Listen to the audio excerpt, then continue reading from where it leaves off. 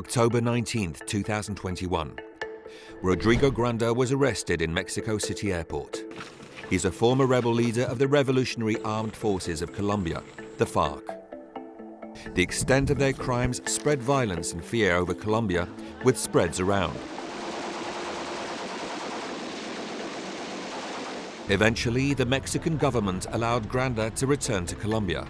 For Colombians, it was a relief because Granda is expected to become one of the first people convicted for the thousands of kidnapping organized by the FARC from 1990 to 2012. Kidnappings were the FARC's most infamous practice. Images of caged and chained prisoners in the middle of the jungle captured the attention of media around the world. Victims were regularly insulted and humiliated, chained for years on end, taken on forced marches, denied medical care, and even subjected to mock firing squads.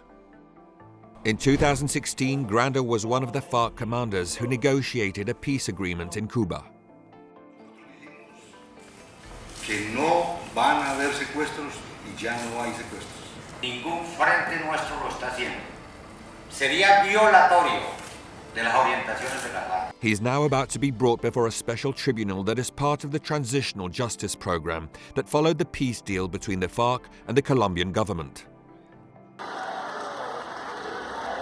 Con los buenos días para las magistradas. Mi nombre es Rodrigo Granda Escobar.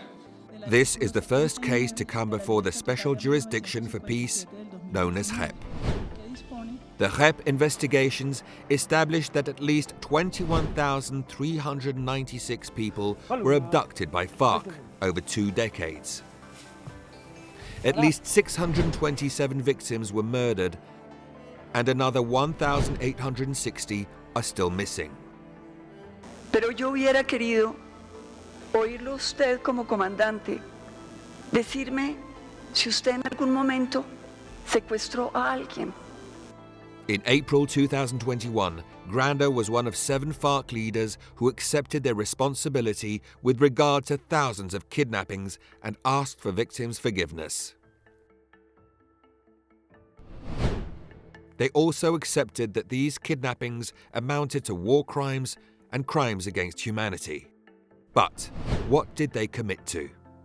Granda and his comrades will avoid prison and will have their liberty restricted for 5 to 8 years if they meet 4 conditions. Acknowledging their responsibility, providing truth, repairing their victims, not reoffending. If they fail to comply, they will get a 15 to 20-year prison sentence. We are at the heart of the transitional deal between redress and punishment, which may not be easy to fully accept for the 9 million victims of the armed conflict out of a population of 48 million. Rodrigo Granda and his comrades are now about to prove whether Colombia took a successful gamble or not.